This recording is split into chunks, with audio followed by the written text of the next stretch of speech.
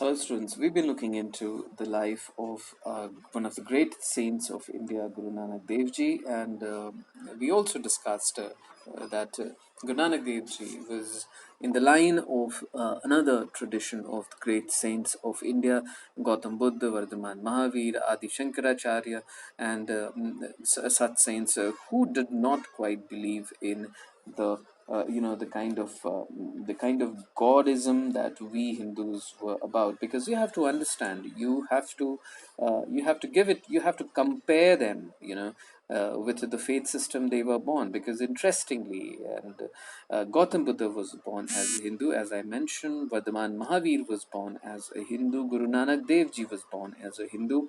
So, but they did not quite believe in the bhakti of a god which was, or rather, a god who had all the kinds of human emotions which we talk about through our bhajans, like Lord, whether you talk about Lord Krishna or Devadidev Mahadev or Bajrangbali or the glory of Sri Ram. These attributes was kind of not accepted by Gautam Buddha and Vardhaman Mahavira and even Adi Shankaracharya, for that matter. And of course, Guru Nanak Dev Ji and Kabir, all of them were of the opinion that the Almighty or the Supreme Power was Nirguna. It did not have the kind of attributes which we Hindus associate them with. So, Baba Guru Nanak organized his followers into a community. He set up rules for congregational worship, that is Sangat, involving collective recitation. He appointed one of his disciples, Angad, to succeed him as the preceptor guru, and this practice was followed by nearly 200 years. Uh, Students, now another very interesting thing. Now, Angad, that is Angad, who actually inherited the seat of Guru Nanak Dev Ji, and who became the second Sikh Guru, that is Guru Angad, Angad Ji.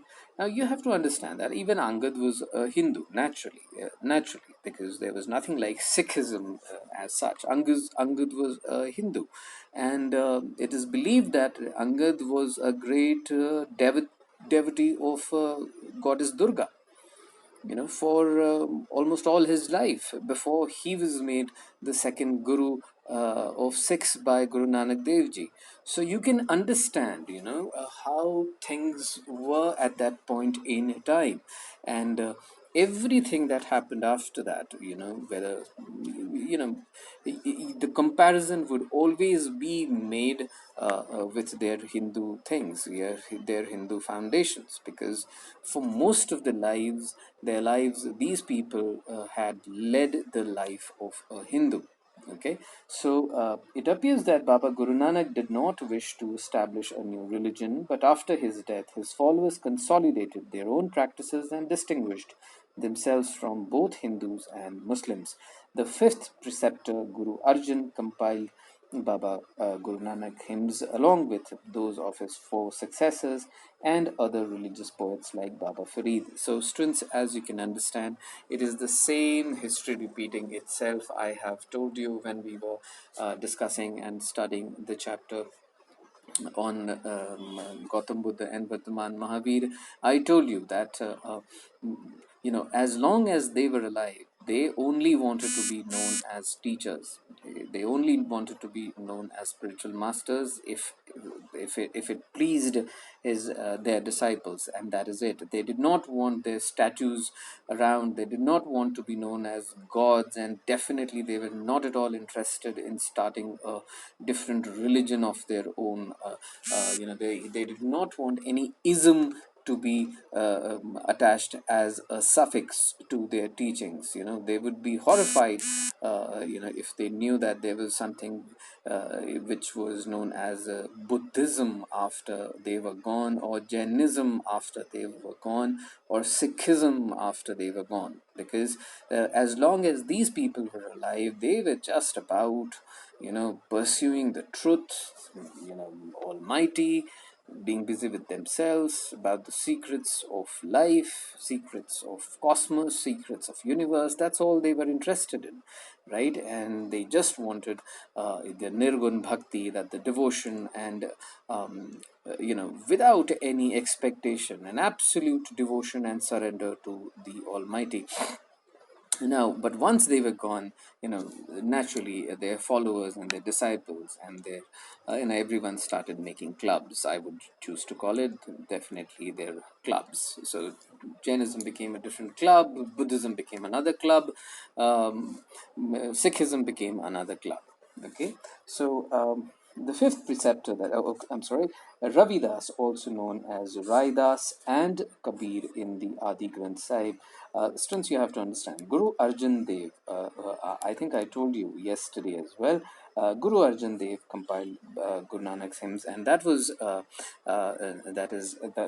Adi Granth Sahib. And Adi Granth is considered to be literally the, if I may say, the forefather of the Guru Granth Sahib, which was ultimately compiled by the last living Sikh Guru, that was Guru Gobind Singh Ji, who had compiled the Guru Granth Sahib. But then Guru Gobind Singh Ji took all that Adi Granth had and then added whatever there was over, whatever had been achieved by other five Sikh gurus, and then it was added, and finally it became Guru Granth Sahib. But then Adi Granth Sahib was the, if you may choose to call it, the forefather of Guru Granth Sahib. And these hymns called Gurbani are composed in various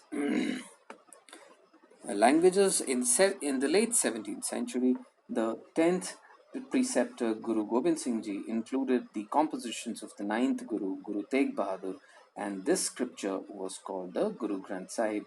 Guru Gobind Singh also laid the foundation of the Khalsa Panth, that is, Army of the Pure, and defined its five symbols: uncut hair, the dagger, a pair of shorts, a comb, and a steel bangle. Under him, the community got consolidated as a social, religious, and a military force. Okay, students, Guru Tegh Bahadur ji is is very memorable in the sense that Guru Tegh Bahadur ji was actually killed by the Emperor Aurangzeb for refusing to convert to Islam, and because Aurangzeb had given him this. That he would have to convert to Islam or he would kill him, and that is what happened. Guru Tegh Bahadur ji refused to, and he was beheaded. And that is the reason why Guru Gobind Singh Ji had to make Sikhism a military force. It was as important for them. It was the military wing was as important as the spiritual wing. Now, Mirabai, the devotee princess, since it just says 15th and 16th centuries, but then Mirabai it is considered that she was somewhere around 1502, 1504. She was born around that period in time and did not live for more than 50 years. She must have she was there till around 1555, 1556, given give or take of 2 or 3 years here and there.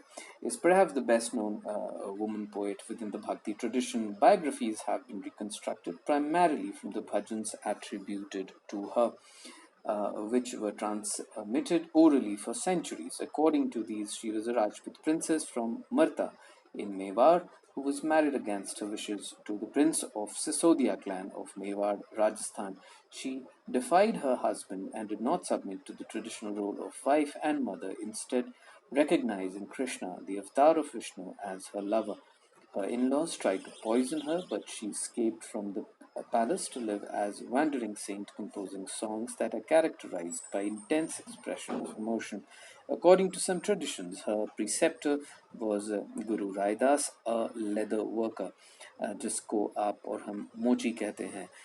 This would indicate her defiance of the norms of caste society. You can understand that she was a Kshatriya, a Kshatrani woman, and born to a royal family, married to a royal family, but ultimately she chose her spiritual guru who was a cobbler, जिसको आप मोची कहते हैं, जिसको हम मोची कहते हैं. So it itself was a huge defiance of the traditional norm, which was, because students, you have to understand, we have discussed it in different chapter in different times, though the things started with Vedas, whereby as per the profession, you would be, your varna could be decided, but then definitely by this time, by, in fact, by the fourth, fifth, sixth century, everything had become very, very rigid. Now you were born with a varna. Now you could not change your varna, irrespective of the profession that you were in. Okay, so even if a Kshatriya chose to become a trader, he would not become a Vaishya, or if a Kshatriya becomes a great scholar, he does not become a Brahmin. Okay, like the Vedas had ideally prescribed. So you can understand, Mirabai, being a woman, was absolutely a contrarian. She was breaking all the norms which were prevalent at that point in time. So although Mirabai did not attract a sect or group of followers, she has been recognized as a source of inspiration for centuries. Her songs continue to be sung by women and men, especially those who are poor and considered low caste in Gujarat and Rajasthan. Because, students, it is, you have to understand, students, even today I told you that it is very difficult. Today I told you this, even yesterday I told you the same thing, that it is very difficult to get into the minds of people who are spiritually at a very high elevation. Okay, we just because for us, spiritualism is just about Jai Mata Di and Bol Chalo Bulawa Aaya Hai and something. When we are afraid in the dark, Chalo Jai Hanuman Gyan Gun Sagar, that is it. For us, that is what spiritualism is. We never deep dive into the world of spiritualism. We don't have time for that, because we are too smart for our own good. So it is very difficult to understand, how all their world works. The world of the great spiritual masters, whether it is Mirabai or Sant Kabir or Guru Nanak Dev Ji or Chaitanya Mahaprabhu or Swami Vivekananda or Ramakrishna Paramahans, and the other great saints of India. And there have been quite a few. We've been very lucky and fortunate that way. So that is it. Mirabai, it is believed that she spent the later part of her life. It was either in Mathura, which now is very close to Agra, which is in Uttar Pradesh, or she spent Mathura Vrindavan area, that is, and or for that matter, Dwarka, which is again absolutely in a different place, which is in Gujarat. So there are conflicting opinions about where she spent the later years of her life, though both these places are considered to be extremely important when when you actually talk about the life of Lord Krishna or Sri Krishna, because Dwarka definitely again happens to be the abode of Sri Krishna, and similarly Vrindavan, Mathura also happen to be the birthplace of Sri Krishna, and it is believed that she spent her later years either in Dwarka or in Mathura Vrindavan, and that is how it is. And it is, as per the history, it is exactly as you can call it for us as mythical as the end of Kabir, whereby we all know the myth that about the end of Kabir, Sant Kabir, is that when he was gone, when his body, and when he was dead, and when his body was when you had removed the cloth, that is the chadar, and all you could see was not the body of Kabira, but only the petals of rose, and which ultimately Hindus and Muslims divided it among themselves. Half of the petals were taken by the Hindus and the half Muslims. The Hindus cremated it, the Muslims buried it.